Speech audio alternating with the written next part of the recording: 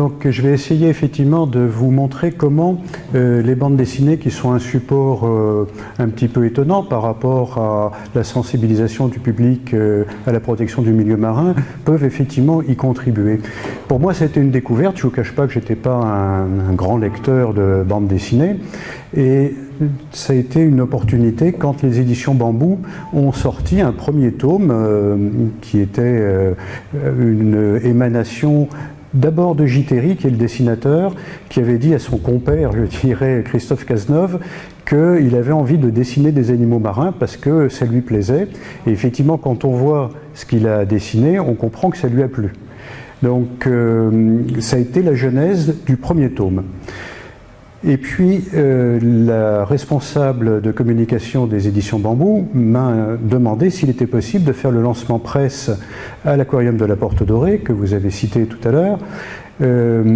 Évidemment, un petit mouvement d'inquiétude en se disant mais qu'est-ce qu'il y a dans une bande dessinée et est-ce que réellement un établissement comme celui de la Porte Dorée qui dépend du ministère de la Culture peut s'impliquer sur la promotion d'un ouvrage alors que le ministère de la Culture a beaucoup de responsabilités dans le domaine de l'édition. Et donc j'ai demandé à voir la bande dessinée avant de donner une réponse. Et quand j'ai eu la chance de pouvoir la consulter, j'ai trouvé que c'était effectivement un très très beau travail. J'ai fait la remarque que s'il avait été possible de confier ce document à des scientifiques avant publication, on aurait suggéré quelques légères modifications. Et tout de suite, j'ai eu une réponse en disant quand il y aura une réédition, on vous propose effectivement d'introduire les corrections souhaitables. Et ça a été donc le début d'une aventure, puisque quelques temps après, les éditions Bambou m'ont rappelé en disant voilà, on a beaucoup apprécié le tome 1, il se vend raisonnablement, donc c'est la possibilité de mettre en chantier un deuxième tome. On a bien retenu ce que vous nous avez dit, que la lecture d'un scientifique aurait été utile, et donc on vous demande si vous accepteriez de jouer ce rôle. Bon, j'ai eu la faiblesse de dire oui, parce que ça prend du temps. C'est toujours le même problème, mais j'ai découvert le travail avec notamment Christophe Cazeneuve, qui est l'auteur donc de ces bandes dessinées, et puis les allers-retours avec le dessinateur pour essayer d'améliorer progressivement. Et ça a été un vrai plaisir. Donc je me suis impliqué de plus en plus au fur et à mesure des tomes, et comme il a été rappelé tout à l'heure, jusqu'à devenir effectivement co-auteur sur les deux derniers, alors qu'avant je n'apparaissais que pour ce qu'on appelle les cahiers, qui sont un complément ajouté, qui ne sont pas des bandes dessinées, mais qui sont du texte et des photos simplement. Il est évident que les bandes dessinées ont été utilisées par un certain nombre de gens, et notamment, il y a un succès de librairie étonnant. Je dis bien succès parce que les tirages et retirages n'arrêtent pas de s'enchaîner sur la bande dessinée qui a été voulue par Inès Leroux et Pierre Van Hove. C'était une rencontre, là encore, entre une auteure, mais qui était beaucoup plus auteure dans le domaine de l'audio, puisqu'elle était journaliste pour France Culture et France Inter, et puis Pierre Van Hove, dessinateur, et leur rencontre alors que Inès Leroux avait travaillé 3 ans sur la problématique des algues vertes. Elle s'était installée à proximité de Perros-Guirec, où elle a vécu donc pendant 3 années à essayer d'interroger le maximum de gens concernés, certains acceptant de répondre et d'autres non, il faut le dire très clairement. Et elle en a, avec Pierre Van Hove, tiré cette bande dessinée sur le problème des algues vertes et surtout sur le fait qu'elle l'a appelé l'histoire interdite. C'était vraiment un domaine dont il ne fallait pas parler. Les algues vertes, on constate qu'elles s'échouent. Éventuellement, on prend des mesures de correction, c'est-à-dire du ramassage. Mais on ne voulait surtout pas savoir quelle était l'origine des algues vertes et quels seraient les éventuels dispositifs de correction qu'on pourrait essayer de mettre en œuvre, puisque ça touchait toute l'industrie agroalimentaire qui a été développée en Bretagne. Ça a été demandé aux agriculteurs bretons. Là, ensuite, il faut être très très clair là-dessus. Hein. Les agriculteurs ont répondu à une demande de la société, qui était une demande d'autosuffisance alimentaire. Les lycées agricoles ont formé les agriculteurs qui ont fait ce qu'on leur a demandé. Et puis on s'est rendu compte un peu tard, malheureusement, que ça avait des effets pervers.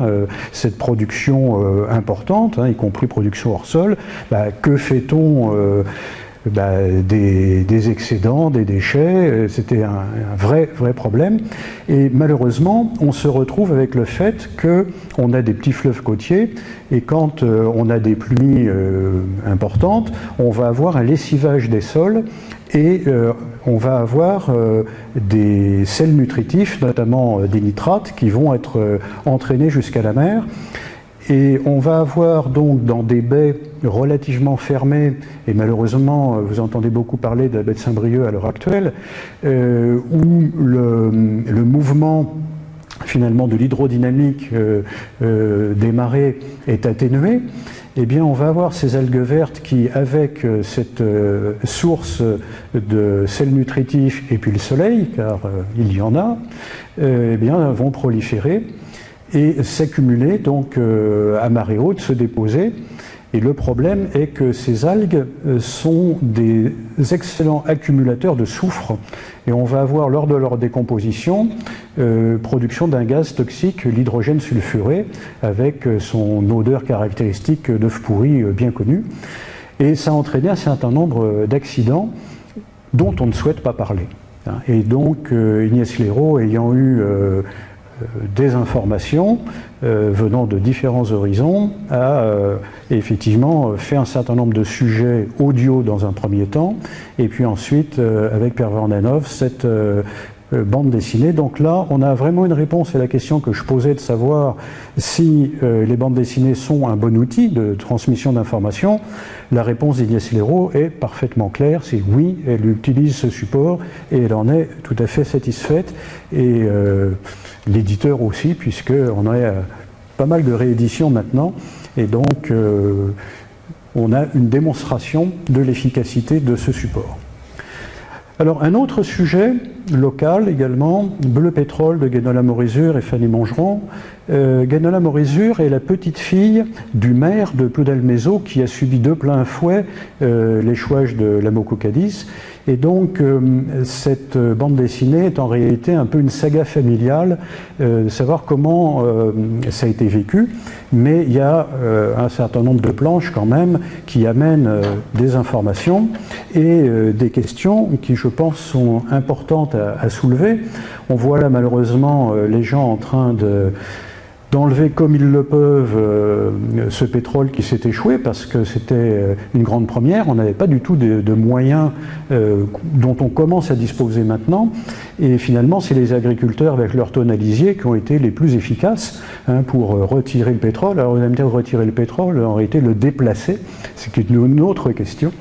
Mais enfin à l'époque, on ne savait pas quoi faire, et la priorité c'était effectivement de retirer ce pétrole qui avait évidemment beaucoup d'inconvénients, notamment pour toute la vie marine qui a énormément souffert à ce moment-là. Ce qui fait d'ailleurs que ça a été à l'origine de la création de centres de soins pour oiseaux mazoutés, et donc on a ce bel exemple à l'île Grande à l'heure actuelle qui est géré par la Ligue de protection pour les oiseaux. Et donc on voit que là il y a des interrogations. On voit donc cet enfant qui pose la question en disant « mais est-ce que vous allez mettre le feu ?» Parce que du pétrole, on peut imaginer qu'effectivement ça brûle. Et donc la réponse est négative en disant que ça risquerait de faire plus de mal que de bien. Et l'autre question, puisqu'on ne va pas mettre le feu, est-ce qu'on peut utiliser des barrages ? Malheureusement, les barrages ils seront complètement débordés, on n'est pas équipé suffisamment. Et donc, autre question qui était de savoir si on pouvait utiliser des dispersants, donc des produits chimiques. Et là, la réponse est à nouveau que ça fait plus de mal que de bien. Bon, voilà donc deux exemples que j'ai souhaité donner, qui sont des exemples tout à fait locaux, mais il est bien évident qu'il y a beaucoup de bandes dessinées qui traitent de ces sujets, et je ne vais pas tous les lister. Il y en a qui ont un lectorat cible très particulier. Je pense à des bandes dessinées que j'ai pu voir qui sont destinées à des plongeurs, qui sont de qualité, qui effectivement incitent à la protection de l'environnement, mais la forme d'humour qui y est employée est à mon avis réservée aux adultes. Et donc je ne parlerai pas de ce genre de bandes dessinées qui ont leur qualité, mais pour un lectorat particulier.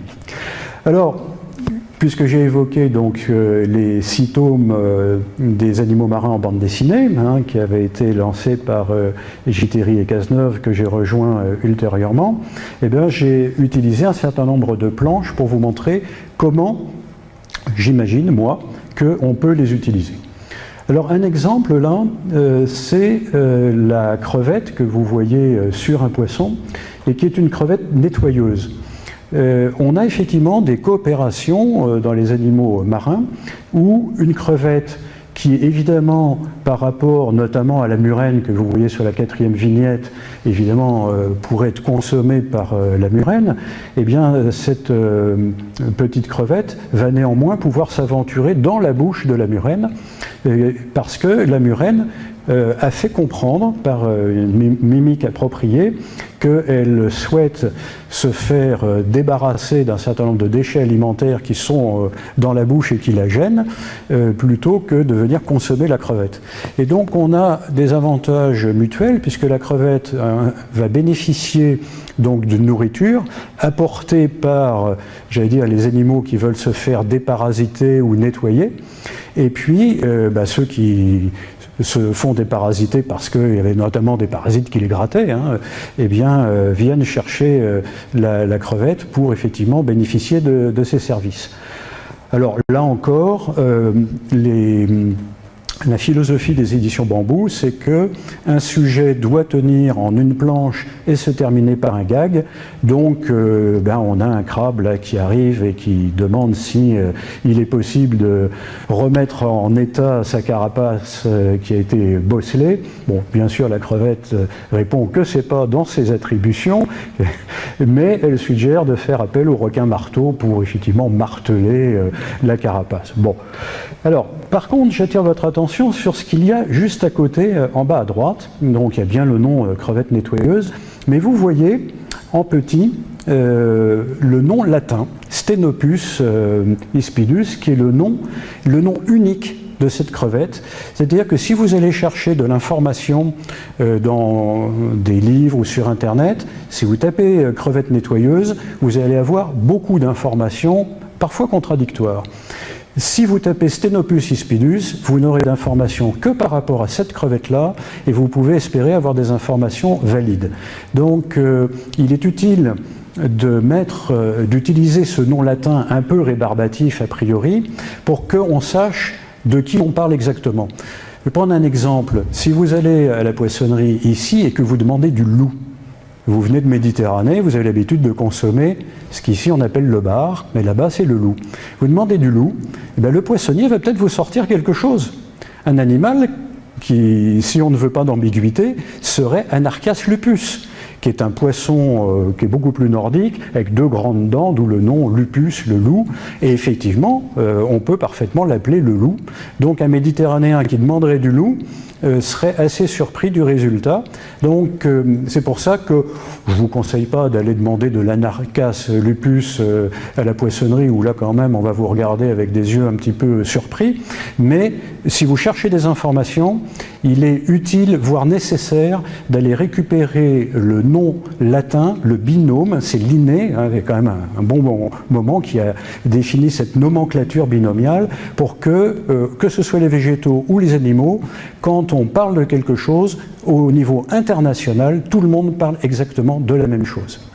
Donc c'est pour ça que vous verrez dans certaines planches le nom latin. Alors vous l'avez là aussi, Arinicola marina, alors ça les pêcheurs le connaissent très bien, c'est un ver qu'on trouve, vous savez les petits tortillons là sur les plages, hein, tout le monde a vu ça. Bon, ben, c'est un ver, donc c'est arénicole, qui vit dans le sable en faisant un tube en U avec l'aspiration de l'eau quand c'est marée haute, l'aspiration de l'eau avec les particules nutritives hein, qui vont être triées, et puis à l'autre extrémité, eh bien, ça va être l'évacuation du sable qui aura été ingurgité. Et évidemment, ce sable, on ne le verra qu'à marée basse. Alors la question se posait de savoir comment cet animal peut respirer à marée basse. On est bien un ver qui a des branchies, donc quand on est à marée haute, il n'y a aucun problème, il respire. Mais par contre, quand il va être dans son tube en U à marée basse, eh bien, il y a un peu d'eau, donc il va utiliser l'oxygène dissous dans l'eau, mais cette eau étant en faible quantité, il y aura peu d'oxygène, ce qui ne lui permettrait pas de survivre. Donc il y avait une vraie problématique scientifique de savoir comment cet animal pouvait survivre à marée basse. Et donc Frank Zal, qui travaillait au laboratoire de Roscoff, a identifié un certain nombre d'éléments, et notamment une molécule transporteuse d'oxygène, et qui a des propriétés assez extraordinaires, puisque c'est une molécule qui est capable de transporter de l'ordre de 50 fois plus d'oxygène que l'hémoglobine humaine. L'hémoglobine, en plus, est intégrée dans des hématies de grande taille, et vous avez malheureusement entendu parler des incidents type infarctus du myocarde, AVC, qui sont dus au fait que s'il y a un rétrécissement des artères, eh bien on va avoir un blocage parce que les hématies vont s'agglutiner derrière le point de blocage et ne pas permettre justement aux hématies d'aller là où elles devraient pour apporter l'oxygène dont l'organisme a besoin.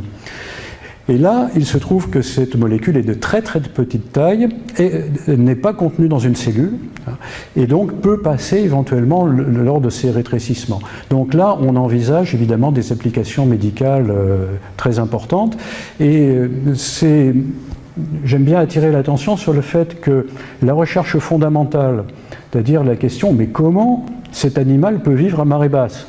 Je veux dire, ça n'intéresse pas grand monde, le résultat de savoir comment cet animal peut vivre à marée basse. Mais par contre, de découvrir que c'est grâce à une molécule qui va éventuellement avoir une application pharmacologique utile pour l'homme, là, ça devient sacrément intéressant. Alors, l'arrêt Pastenague me permet d'évoquer le fait que les animaux marins ont des sens que nous n'avons pas, et notamment le sens électrique. Donc nous avons les 5 sens classiques que les animaux marins ont également, mais éventuellement ils en ont d'autres, on en verra un autre exemple plus tard, mais là, le sens électrique. Alors, tout ce qui est vivant émet un petit champ électrique, parce qu'on a des contractions musculaires, rien que ça, du point de vue électrique, ça génère quelque chose qui va générer un champ auquel les sélaciens, c'est-à-dire les raies et les requins, vont être très sensibles grâce à des cellules spécialisées contenues dans les ampoules de Lorenzini. Bon, c'est Lorenzini qui les a déterminées au départ. Et donc, une proie potentielle qui sera cachée dans le sable sera détectée par la raie ou le requin par cette micro-émission électrique auquel l'animal va être sensible, et du coup la raie va arriver au-dessus de l'endroit où est cachée la proie potentielle, et avec des mouvements de nageoire importants va effectivement dégager le sable et pouvoir consommer la nourriture en question. C'est une des hypothèses qui est formulée sur le fait que le requin-marteau a une tête avec des expansions latérales très importantes. Eh bien, ça augmente le champ de prospection. Et d'ailleurs, les requins-marteaux, quand ils chassent des proies qui sont dans le sable, vont avoir un mouvement de zigzag qui effectivement élargit considérablement la surface prospectée. Bon, j'ai retenu quand même cet exemple parce que tout le monde ne sait pas que les crustacés muent. Pour nous, c'est presque une évidence, je dirais, quand on a la chance de vivre en bord de mer. Mais les crustacés grandissent par étapes, c'est-à-dire que le corps a une certaine dimension, la carapace se charge en carbonate de calcium, ce qui va donner une carapace dure, qui va protéger l'animal, mais qui ne va pas lui permettre de grandir. Donc à un moment donné, l'animal va se débarrasser de cette carapace, va être mou. Le fait qu'il soit mou lui permet de grossir instantanément, et ensuite il va y avoir une stérilisation de cette nouvelle carapace, et donc une période là un peu délicate pour le crustacé qui n'a plus cette carapace de protection. Et donc cette planche évoque ce problème de la mue, qui est bien connu effectivement pour les gens qui ont la chance d'être sur le littoral, mais pas forcément pour les gens qui vivent plus dans l'intérieur des terres. Donc c'est pour ça qu'il était utile quand même de l'évoquer. Alors là, c'est un sujet qui est un sujet vraiment zoologique, je dirais, qui est de dire que le mot poisson, c'est maintenant un terme culinaire. On a tous appris qu'il y avait les mammifères, les oiseaux, les reptiles, les poissons. Eh bien ça, maintenant, il y a eu beaucoup de travaux qui ont été faits qui montrent qu'en réalité, ce qu'on appelle poisson n'est pas une unité qui permet de regrouper dedans, sous ce vocable poisson, des animaux très différents, comme les myxines que vous avez, comme les lamproies. Alors la lamproie à la bordelaise, tout le monde va penser que c'est du poisson. Ça n'a rien à voir zoologiquement avec un poisson. Il n'y a même pas d'opercule. Il y a des petits trous, des petites fentes branchiales.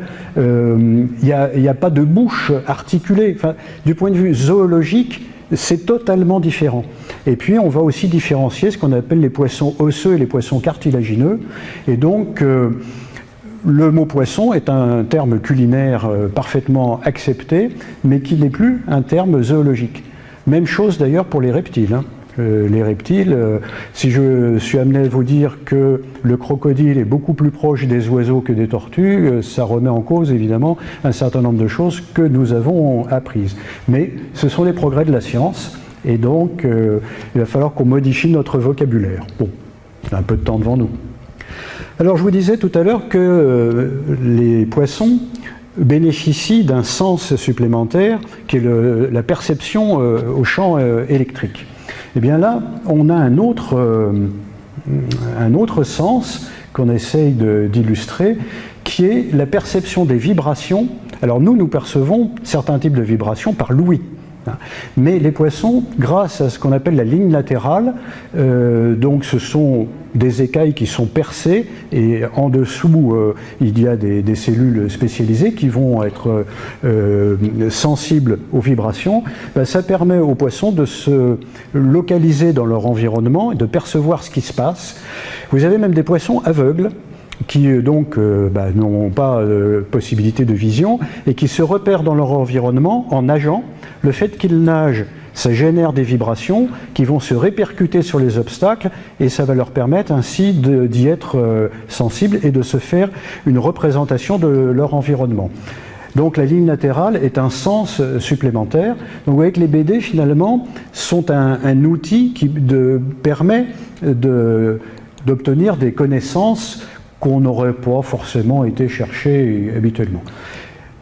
Un exemple également, ce qu'on appelle l'otolithe, donc on va traduire par la pierre d'oreille, lithos c'est la pierre et puis otos l'oreille. Eh bien c'est un petit os qui se trouve dans l'oreille interne, qui va avoir une croissance qui va augmenter par dépôt de carbonate de calcium, et ça va donner des stries de croissance qui permettent, quand on retire l'otolithe d'un poisson, d'avoir des idées sur son âge, comme quand on fait une coupe de troncs d'arbres, on voit qu'il y a différents cernes, et en comptant les cernes, ça donne une indication également sur l'âge de l'arbre. Là, on va voir la même chose, mais ce n'est pas la même dimension, puisque l'otolithe va faire de l'ordre de quelques millimètres de diamètre seulement. Mais alors maintenant, on a des nouveaux outils qui permettent une connaissance beaucoup plus fine, on arrive à faire des coupes d'otolithes et de faire de la microabrasion laser, donc de récupérer un petit peu de matériel aux différents endroits sur la coupe, et on envoie ce matériel en spectro de masse, on a une idée de la répartition des isotopes, ce qui permet de savoir de manière extraordinairement précise dans quel type d'eau vivait le poisson au moment où le carbonate de calcium s'est déposé.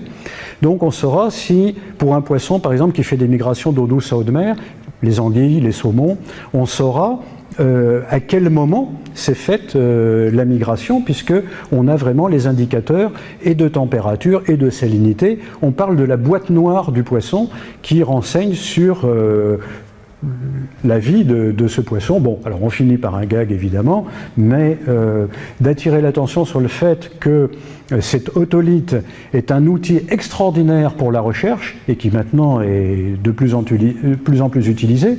Avant, on n'avait pas les outils qui nous permettaient de faire de la micro-analyse comme on arrive à le faire maintenant, donc on n'avait pas ces informations. On avait les informations par les cernes, donc on savait avec ces grosses unités que l'animal pouvait avoir tant d'années, mais alors maintenant on en est au jour près. Hein. On a des strictes croissances journalières, et ce dépôt est un dépôt de carbonate de calcium, mais avec beaucoup d'ions associés, et d'en faire l'analyse fine renseigne de manière extraordinaire. Bon, là on arrive à un autre sujet qui est le sujet que malheureusement un certain nombre d'animaux marins sont menacés. Et là l'exemple du phoque moine est assez emblématique, car on a cru que le phoque moine avait totalement disparu de Méditerranée. Son aire de répartition, c'était la Méditerranée. Heureusement, ça avait un petit peu débordé au niveau Gibraltar, et il y avait une population qu'on connaissait en Mauritanie. Mais sinon, on a pensé qu'il ne restait que la population de Mauritanie, et que l'espèce était totalement éteinte en Méditerranée. Bon, on a retrouvé quelques animaux relativement récemment dans des îles qui n'étaient pas habitées, du côté de la Turquie, de la Grèce. Et donc, évidemment, les questions, pourquoi est-ce que ces animaux qui vivaient très bien auparavant sont au bord de l'extinction? Et bien malheureusement, ce sont les activités humaines qui ont été la chasse, hein, notamment, qui ont été la pêche, la surpêche qui fait que ces animaux sont privés de leur nourriture. Et puis également des comportements, bon, on a indiqué le comportement de touristes, effectivement de gens qui avaient envie de côtoyer de trop près ces animaux. Bon, ben, ça a fait que les aires de répartition où étaient anciennement ces animaux se sont réduites comme peau de chagrin, et donc on en trouve maintenant, je vous disais, dans quelques îles, et notamment vivant à proximité de grottes où ils se réfugient quand l'homme approche. Bon, donc là, il y a une vraie responsabilité de l'homme. On a une disparition d'un certain nombre d'espèces, donc j'ai pris cette espèce tout à fait emblématique, puisqu'effectivement, elle est considérée comme la 10e espèce menacée, si on fait un classement malheureusement pas agréable. Alors, vous avez malheureusement tous entendu parler du problème de changement climatique, hein, et notamment le réchauffement climatique. Et donc, on va avoir là, bon, on l'a traité un peu sous forme de gag, évidemment, les animaux qui vont s'en inquiéter. Et notamment, évoque le fait qu'on va avoir des transformations potentielles au niveau sexe. Le sexe ratio peut être éventuellement inféodé à la température. Alors c'est le cas très précisément pour les tortues marines qui pondent, hein, donc creusent un nid sur la plage, et puis il va y avoir les œufs qui vont se développer, et selon la température à laquelle l'œuf va s'être développé, eh bien les jeunes qui vont émerger seront des mâles ou des femelles.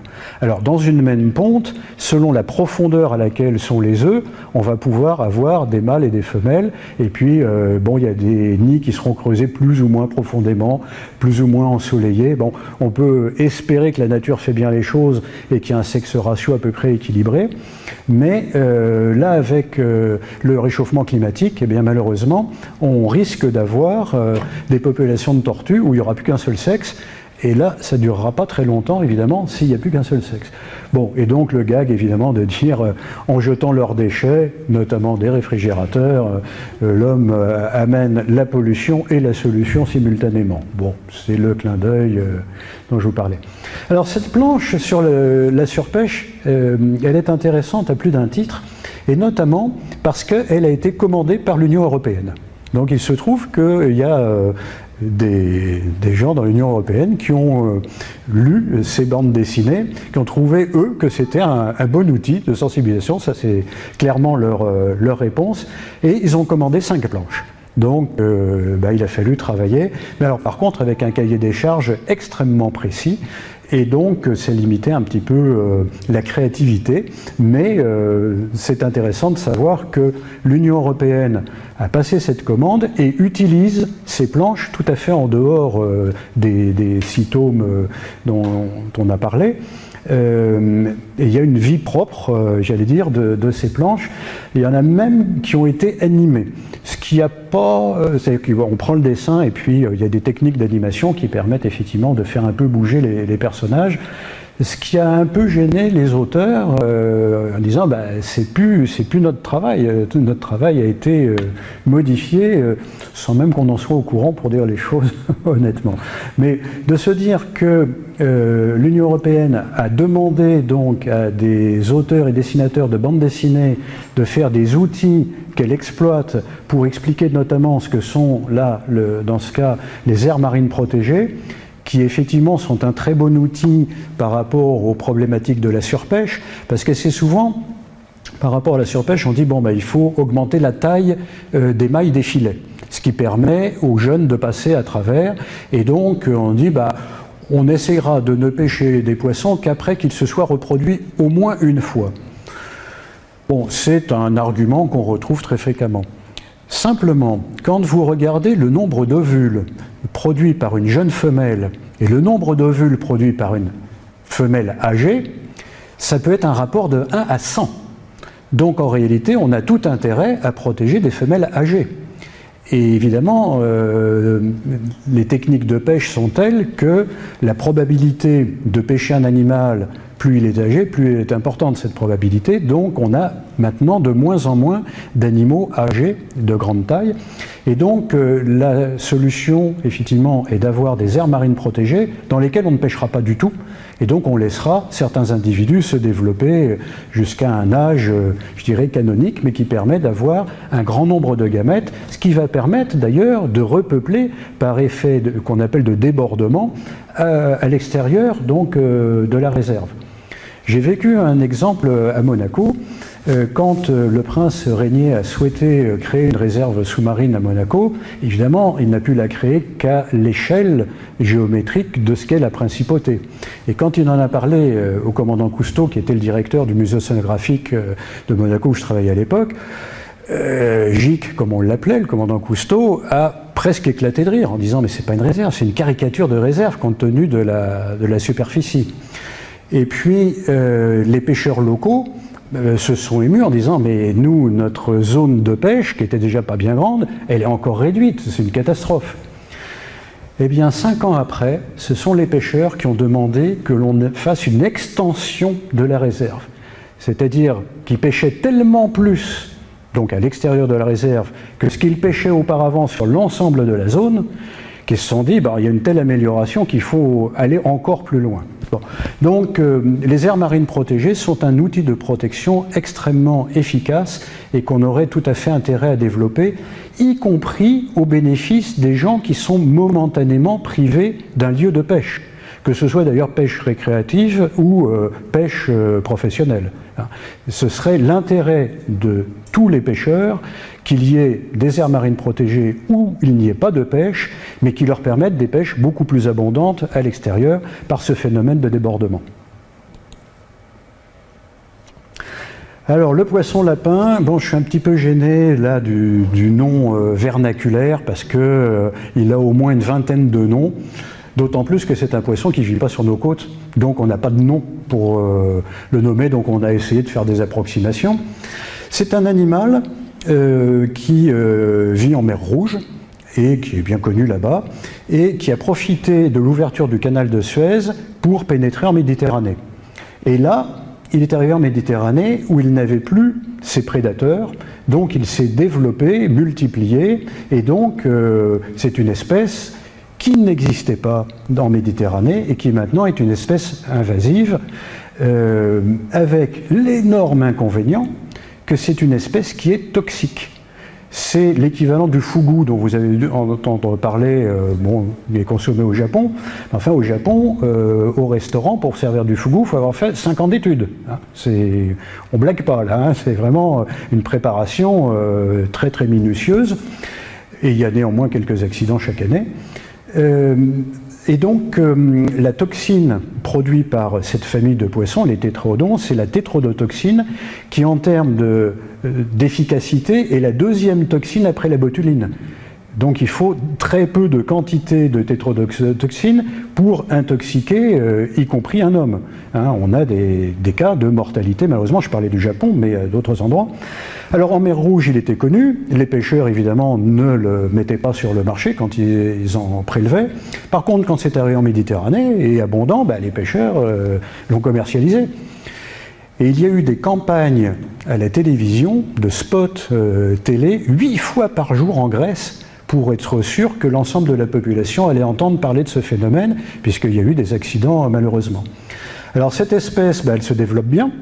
Du coup, elle était dans le bassin oriental, méditerranéen, bah, elle a progressé, bassin occidental, elle a passé Gibraltar, et on en a pêché quelques-uns en Bretagne Sud. Donc, je pense nécessaire d'attirer l'attention d'éventuels consommateurs sur le fait qu'il peut y avoir des problèmes liés à des espèces exotiques envahissantes qu'on ne connaît pas, dont on ne connaît pas les inconvénients et qu'on risque de consommer.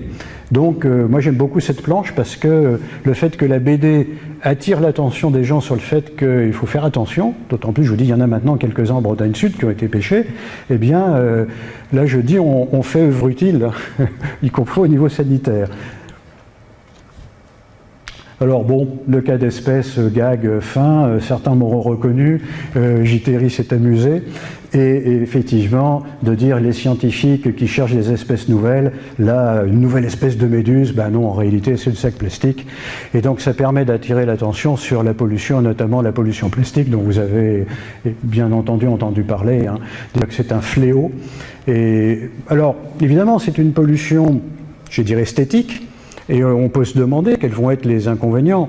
Ben, le plastique se dégrade progressivement, notamment sous l'influence des ultraviolets solaires, en particules de plus en plus petites qui vont entrer dans la chaîne alimentaire par confusion. C'est-à-dire qu'on va avoir des microparticules qui vont être similaires à du plancton, et des poissons filtreurs de plancton vont évidemment accumuler du plastique qui passe dans la chaîne alimentaire, puisque ces poissons vont être consommés par des poissons plus gros, puis par des poissons plus gros, puis éventuellement par l'homme derrière.